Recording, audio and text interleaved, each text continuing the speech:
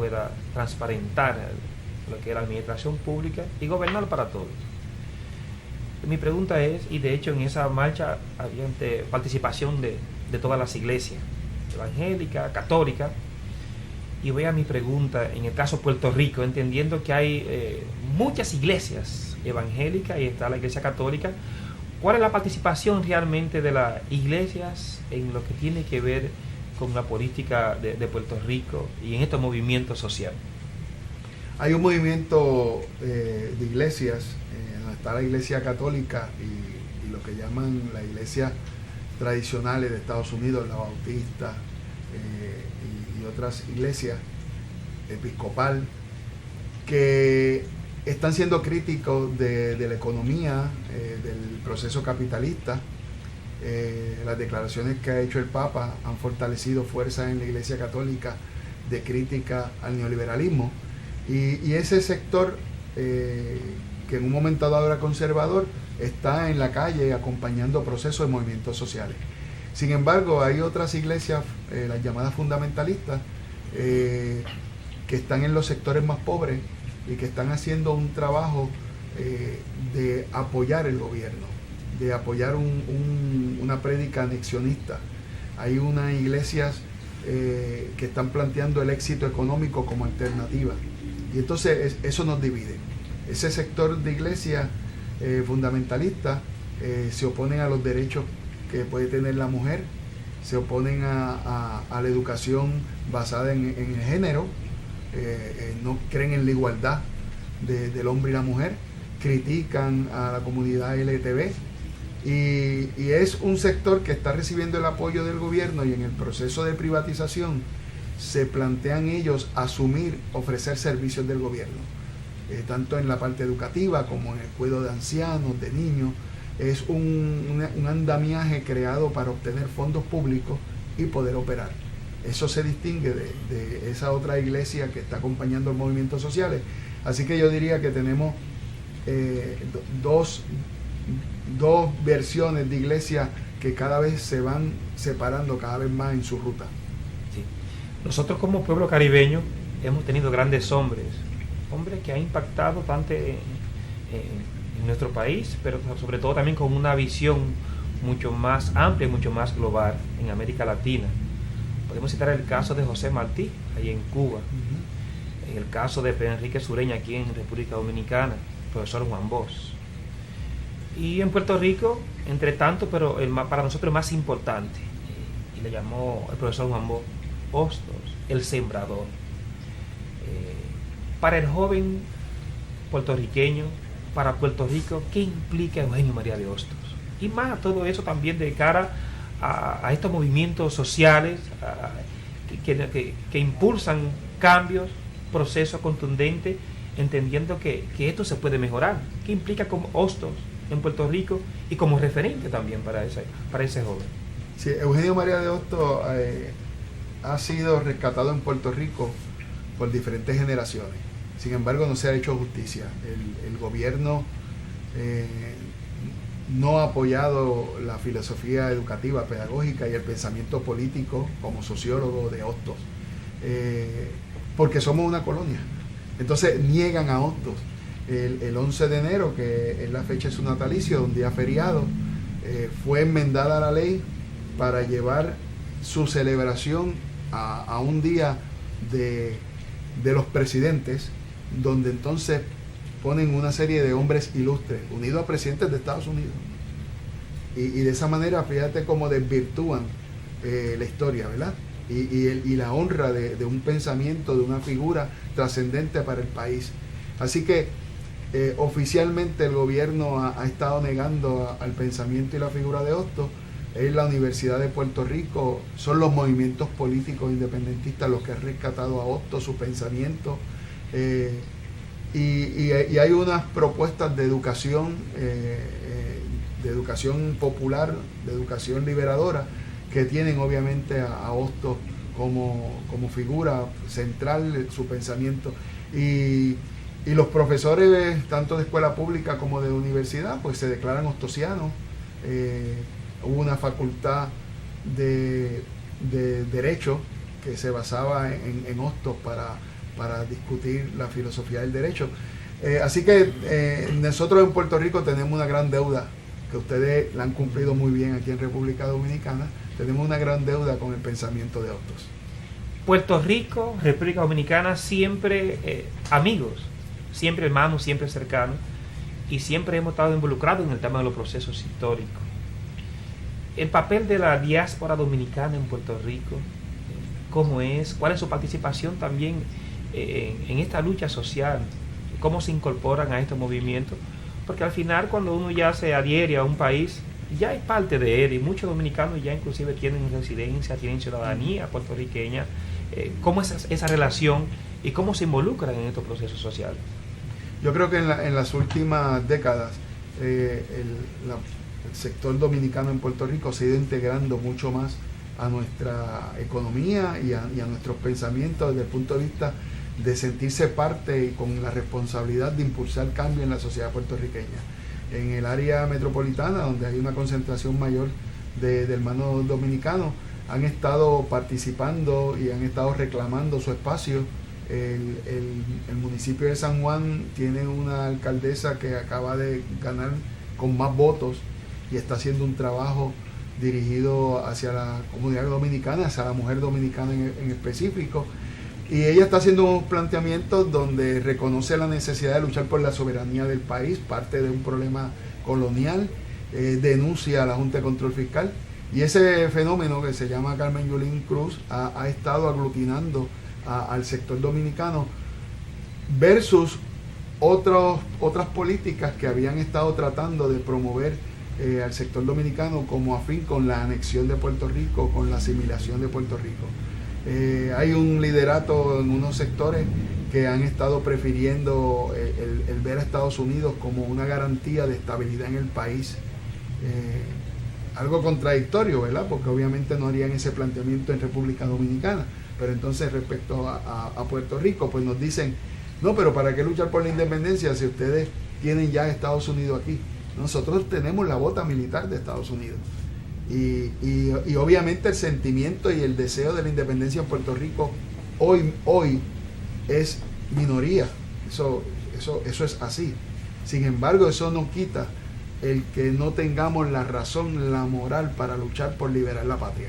O sea, una voz, uno que quede, es suficiente para reclamar a Estados Unidos que el coloniaje es pecado, que el coloniaje es maldad, que el coloniaje no puede existir, que nos respeten como pueblo, y de pueblo a pueblo nos podemos entender, pero sometidos no puede ser.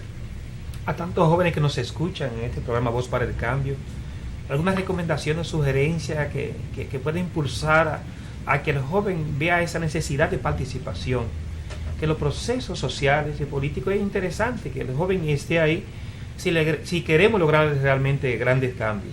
¿Qué palabra tú le dices a esa población dominicana que nos está escuchando en este momento? El joven tiene que estudiar, el joven tiene que conocer y entender la problemática social, porque de esa perspectiva se va a dar cuenta que ellos van a ser ese futuro del país, que ellos tienen que tomar una decisión responsable, que lo social, lo colectivo es lo principal y que tiene que ir por encima de todo ese llamado al éxito económico individual, a pensar de que la fortuna económica lo resuelve todo.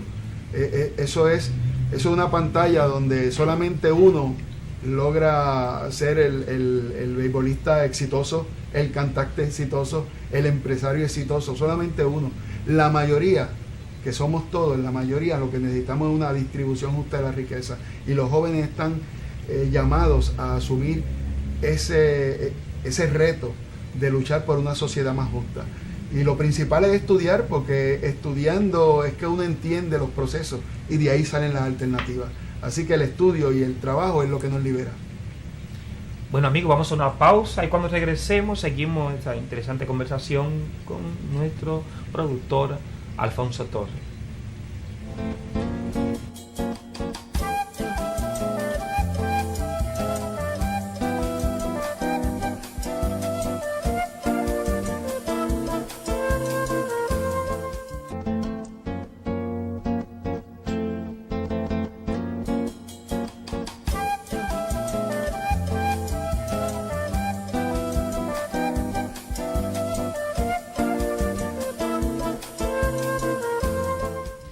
Seguimos en su espacio Voz para el Cambio, en esta conversación interesantísima con el hermano puertorriqueño Luis Pedraza Leduc, a quien le vamos a dejar, porque hemos dicho varias veces que en su presencia, que este espacio es un compromiso con el pensamiento de Juan Pablo Duarte. Vamos a dejarle un trabajo nuestro, Duarte desde la palabra, para que tenga una idea del padre de la patria. Es un trabajo de nuestra autoría. Y vamos a dejarle un poemario, Espuma de Soledades, son unos cantos sociales que escribimos hace un tiempo a propósito de la lucha por los 5 y todo esto. Don Pedro está ahí haciendo cámara.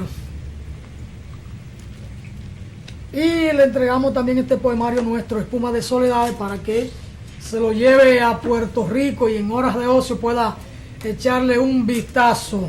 Bajamos aquí, señor director. Bueno. Muchas gracias. Conversando, bueno, sí.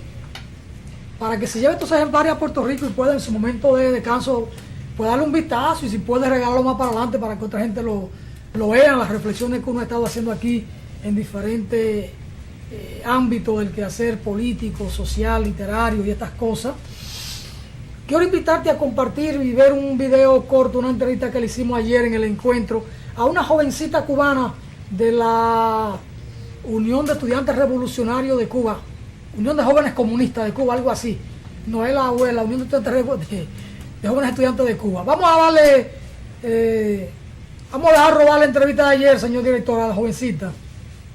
Seguimos aquí en su espacio Voz para el Cambio, en esta ocasión en el marco del encuentro continental de los movimientos sociales y las fuerzas políticas.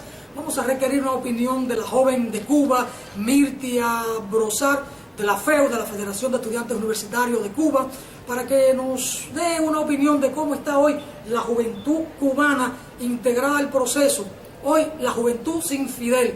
¿Cuáles son los desafíos que tiene la integración de esa juventud al proceso, la continuidad del proceso con la ausencia física de Fidel? ¿Y cómo mira la juventud cubana este proceso de América Latina ante los nuevos desafíos con la asunción al poder en Estados Unidos de Donald Trump? Bien, primero muchas gracias por invitarnos. Es un placer representar a nuestro país, a nuestra Cuba, en la hermana República Dominicana. Bueno, en primer lugar, aquí estamos representados a la sociedad civil cubana desde mi posición como estudiante universitaria, y para empezar comentándoles la primera cuestión a la que hacía referencia, primero la Cuba sin Fidel es con Fidel. O sea, se la resume así porque en mi mismo pullover se sintetiza con la frase yo soy Fidel, que Fidel para los cubanos, para los jóvenes cubanos no ha muerto. En primer lugar porque quedan sus ideas, queda su legado y además queda su proyecto social, que es muy importante para esta generación. Los jóvenes cubanos tenemos el compromiso de continuar con los preceptos fidelistas, de continuar haciendo Fidel en cada obra que desempeñemos, y por tanto es que estamos aquí reunidos en República Dominicana para reafirmar nuestro apoyo a los mecanismos de integración latinoamericanos, la CELAC en este caso, y además para confirmar nuestro apoyo a la unidad latinoamericana de manera general. Los jóvenes en Cuba, los sucesos de la pérdida física de nuestro comandante, en primer lugar nos sentimos más comprometidos por el hecho de que no se puede subestimar a esta generación de cubanos que va a continuar el sistema social socialista que hay en Cuba. Por supuesto, perfeccionándolo, adaptándolo, pero continuando en su esencia el sistema social socialista. Por tanto, tenemos una responsabilidad ante el mundo, tenemos una responsabilidad ante Latinoamérica y tenemos una responsabilidad ante nuestro pueblo cubano, que significa que esta juventud, no por ser juventud, no olvida su historia, y por supuesto el hecho de recordar su historia la compromete para el futuro. Cuando dicen todos somos Fidel o yo soy Fidel, ¿de qué estamos hablando? Mira, yo soy Fidel porque Fidel es más que una sola persona. Fidel traspasó el propio Fidel. A ver cómo me puedo hacer entender. Yo soy Fidel porque Fidel es más que un hombre físico. O sea, Fidel es la obra de la revolución, y el hecho de que en Cuba nosotros tenemos un precepto de que cuando uno se encuentra solo, uno es su propio comandante. Esa es la fuente de inspiración, de que cada uno lleve en sí un Fidel, y de que el Fidel tiene que ser la fuente de inspiración para poder seguir creando en la revolución cubana. Entonces, ¿hay Cuba para rato? Claro que Cuba para rato, y hay Cuba socialista para rato. Pero nunca dijeron yo soy Martí, y Martí es el apóstol. Pero, miren, en primer lugar, nosotros somos incapaces de comparar a nuestra figura. En la historia de Cuba hay muchas figuras importantes, muchas figuras trascendentales. Nosotros reconocemos que Martí es nuestro apóstol, tenemos la Plaza de la Revolución Martiana. Además, desde la juventud se desarrolla un movimiento juvenil martiano desarrollado en cada una de las universidades. Desde niños estamos aprendiendo Martí, desde niños nos leemos La Edad de Oro, los cuadernos martianos. O sea, el hecho de recordar a Martí no es solo en la frase de decir decimos o no yo soy Martí, sino en lo que hacemos en la Revolución Cubana para tener un Martí apóstol y además ahora incorporar un fiel. Máximo Gómez vive en los jóvenes cubanos. Claro que vive en los jóvenes. Antonio Maceo vive en los jóvenes cubanos. Claro que vive en los jóvenes cubanos. Entonces hay Cuba socialista para rato. Hay Cuba socialista para rato. Gracias a Mirtia Brosar por estar con nosotros aquí en Voz para el Cambio. Mirtia es cubana de la Federación de Estudiantes Universitarios, con una declaración sumamente importante de la perspectiva de ese trascendental proceso revolucionario de Cuba para el mundo. Gracias, Mirtia, por estar con nosotros. Ahí vimos a esa joven cubana, Mirtia Brosar. Luis Pedraza Ledú, ¿qué te parece la conversación con esta jovencita cubana? No, estamos aquí emocionados, sí. Sintiendo ese compromiso de esa juventud. La pregunta que nos hacía el compañero anterior, ¿verdad? Esa es la juventud que necesita nuestros pueblos, comprometida, con conocimiento de su historia, de entender lo que son como pueblo y lo que ella está planteando. O sea, es una revolución social, una revolución para el pueblo, una revolución para crear justicia y distribuir riqueza, que es la fuerza de los pueblos. Es lo que ella está planteando, que significa Fidel no solamente en Cuba, Fidel para el mundo, para el planeta. Ese reconocimiento en su despedida, donde vienen los principales dignatarios del planeta a rendirle honor al comandante Fidel, es lo que ella representa cuando hace ese compromiso como joven. Realmente es emocionante. Es emocionante. Vamos entonces a ver una conversación rápida así con Fernando González Llor, un héroe de la República de Cuba, uno de los 5 que tanto defendimos acá desde esta tribuna y que en el mes de julio pasado estuvo aquí con nosotros conversando todo el programa. Vamos arriba, señor director. Estamos en el marco del encuentro de los movimientos sociales y las fuerzas políticas de América Latina y el Caribe para abordar el tema de la integración, la paz de los pueblos del continente a propósito de la Asamblea de la República Dominicana, de los países del ALBA y de la CELAC sobre todo, para impulsar el respaldo necesario a la CELAC en este momento en que América Latina en términos políticos tiene unas expectativas que no son positivas o que no son del todo claras con la asunción a la presidencia de la República de Estados Unidos de Donald Trump. Y entonces hace falta que los movimientos sociales del continente demos ese respaldo político a la CELAC, este mecanismo, este instrumento de integración de nuestros pueblos que tienen que luchar juntos porque si no todos irán al fondo. Y en ese sentido tenemos aquí en el país la visita de importantes personalidades y amigos solidarios, gente de batalla del Caribe y de América Latina. En ese sentido tenemos aquí la presencia de Fernando González Llor, uno de los 5 héroes cubanos que fueron liberados el 17 de... Bueno, 17 no, Fernando fue mucho antes, pero se completó ese proceso el 17 de diciembre del año 2014. Con Fernando queremos ver una cosita así rápida, la impresión que él tiene, cómo impacta la conmutación de la pena de Oscar López Rivera, ese héroe del pueblo hermano de Puerto Rico. ¿Qué parecer tiene Fernando, que compartió cárcel en Estados Unidos junto a Oscar López? Este hecho, ¿qué representa Fernando no solo para Puerto Rico, sino también para todos nosotros en América Latina y el Caribe? Y sobre todo para apuntalar ese proceso de la lucha por la independencia de Puerto Rico. Bueno, realmente, para mí, como tú decías, que compartir prisión con Oscar tiene una dimensión personal también, ¿no? La noticia de su conmutación de sentencia, que lo pondría con su pueblo de Puerto Rico, con su familia, libre el 17 de mayo. Posiblemente antes, si se cumplen ciertas condiciones. O sea, tiene esa dimensión personal por haberlo conocido, por haber compartido 4 años de prisión con él, por saber la calidad de ser humano, de revolucionario, de hombre, de conciencia que es, la esperanza que nunca perdió y su lealtad a las ideas en las que cree, a las que nunca renunció, a pesar de sus 35 años de prisión. Yo creo que es una gran victoria del pueblo puertorriqueño que se unió detrás de la idea de la lucha por la liberación de Oscar. Las tendencias políticas diferentes dentro de Puerto Rico, no solo los independentistas, estaban ya unificados alrededor del propósito de liberar a Oscar de la prisión. Personalidades políticas y culturales de todo el mundo que le escribieron al presidente Obama, el expresidente Jimmy Carter también le escribió al presidente Obama, una campaña por la libertad de Oscar que se extendió más allá de las fronteras de Puerto Rico. Nosotros en Cuba, en el Instituto Cubano de Amistad con los Pueblos, y en todas nuestras provincias existían comités por la libertad de Oscar López Rivera y constantemente estábamos abogando y haciendo actividades por su liberación. En Europa también, el propio Papa Francisco también envió una misiva al presidente de los Estados Unidos, de manera que constituye una tremenda victoria política.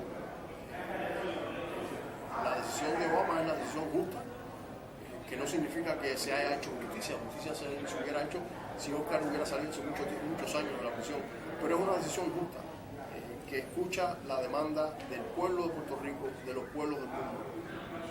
Y yo creo que es una enseñanza también la posición de Oscar de no cambiar su forma de pensar, de mantenerse fiel a sus principios y que se persevera en esa lucha y se persevera hasta tanto se obtiene la victoria. Yo creo que en estos momentos en los que se encuentra nuestro continente es importante la lección que nos deja la lucha por la liberación de Oscar y el triunfo, la victoria del pueblo puertorriqueño en esta batalla por su liberación. Hay que continuar luchando, no se puede perder la esperanza, no se puede perder las convicciones en lo que uno cree. Y así es como se persevera. Lo de Oscar da una lección junto con lo de Vieques, el tema de la unidad. Solo con la unidad es posible alcanzar victoria. En este momento en que América Latina está en un trance de desafío, en un trance difícil, hemos visto lo que pasó en Brasil, lo que pasó en Argentina, la situación de Venezuela. ¿Cómo ve Fernando González las expectativas de una América Latina ante estos desafíos? Yo creo que tú tienes mucha razón en que la victoria que se obtiene con la conmutación de la sentencia de Oscar tiene mucho que ver con la unidad lograda por los diferentes sectores políticos de Puerto Rico y los amigos en el mundo alrededor de la idea de la excarcelación de Oscar. Y esa es una lección importante para nosotros en el continente. Ninguno de nuestros países por sí solo es capaz de enfrentar las adversas circunstancias económicas, políticas, sociales, climatológicas del ambiente que nos afectan. La única manera de garantizar la verdadera independencia de los países de nuestro continente es a través de la unidad y a través de la integración. Yo creo que hay muchos elementos que indican eso. La victoria obtenida con la liberación de Oscar es uno más.